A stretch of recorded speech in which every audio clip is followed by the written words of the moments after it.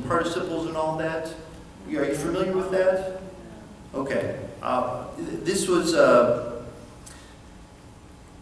one of those things that was fascinating for me when you read Matthew 28. In fact, go ahead and flip over to it just so you kind of get your bearings.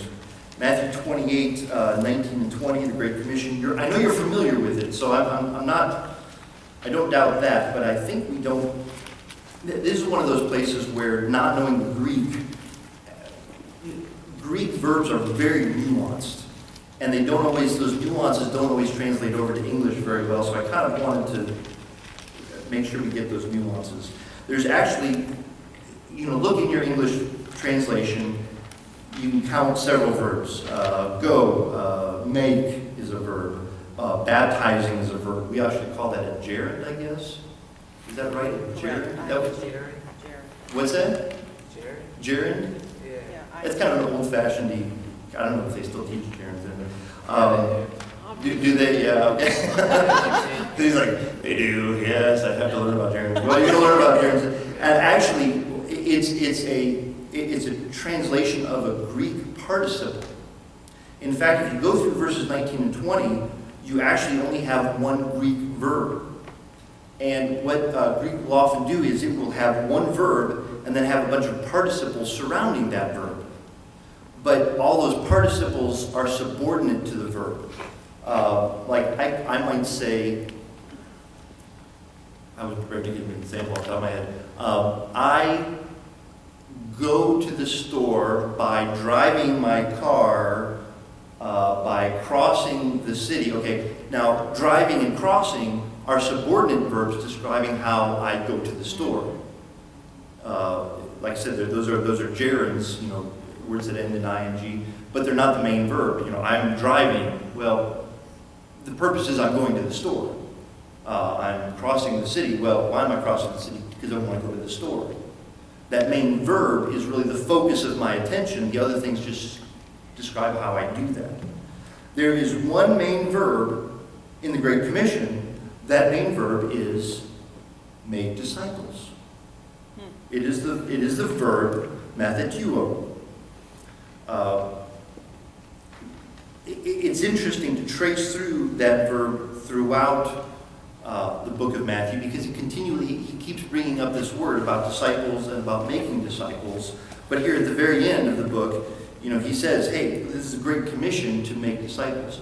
What we often do is we see go, and we say, oh, the Great Commission is about what? Go. It's about go. It's about evangelism. But that word go is not in the Greek the main verb of the Great Commission.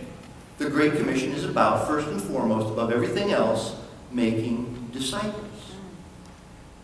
And as I think I've ranted and raved about before, we are so focused in American Christianity about, before I start my rants and raves, I look at the time to make sure we are so focused in American Christianity about making converts, about getting people to walk down the aisle, and about getting people saved. That's not the Great Commission. The Great Commission is make disciples. There are three other verbal forms, so now I'm down at the second little bullet point. There are three other verbal forms. The three other verbal forms are participles.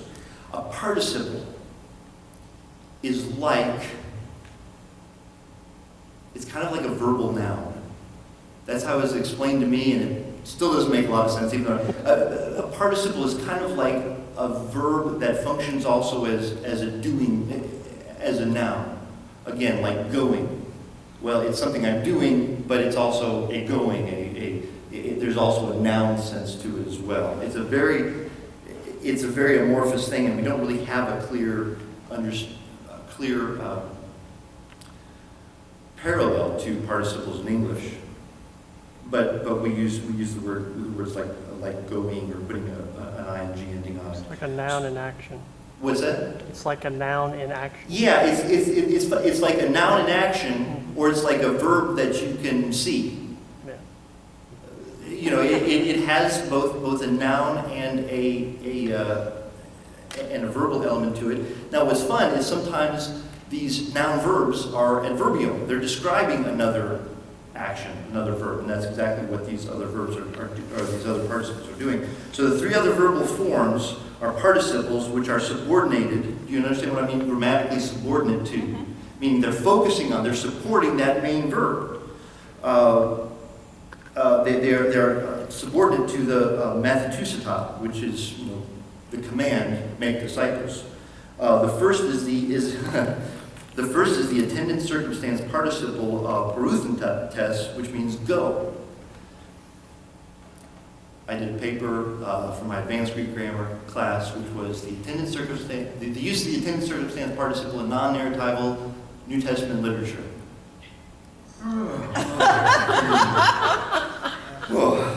It's boring to even think. No, actually, it's fascinating. But the word "go" is it's kind of a rare form called the attendant circumstance participle, which means it attends the circumstance of the main verb. It means it precedes it. Now, several times throughout Matthew, and I know I'm going into way more depth than you probably care about, but several times in Matthew, Jesus will say, "Go," attendant circumstance participle, "and do this." Now remember, we've been talking about in Ezra, in the Old Testament, they will say, "Arise, arise," or "Take courage." What is this? This is a precursor to some significant action, usually difficult action. That's exactly what the word "go" means. It really doesn't mean evangelism. It means go, get off your duffs, because there's something important I want you to do. Well, what is that important thing? Make disciples.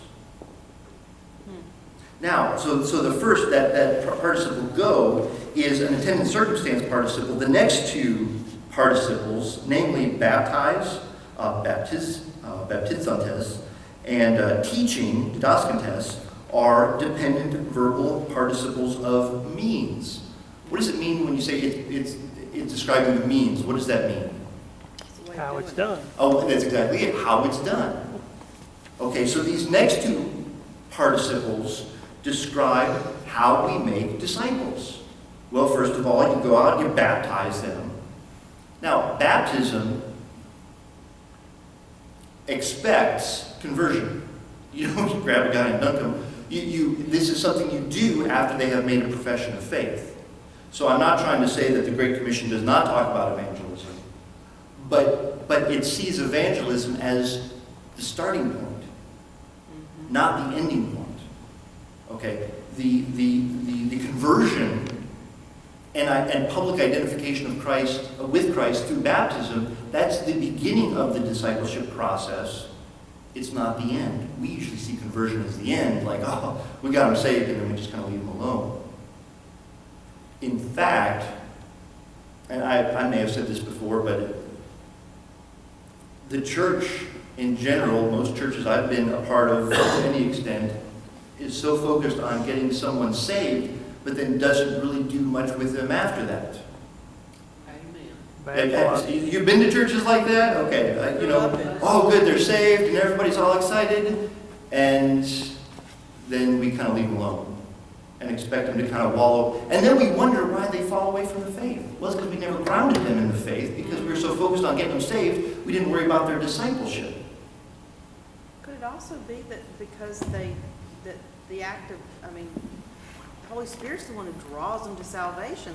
The Holy Spirit's the one who saves them. Yes. We are way more involved in the discipleship process than we are in the evangelism process. I'm just wondering, that's a thought that came to my mind. Maybe I'm skewed on that. No, that's a really interesting point.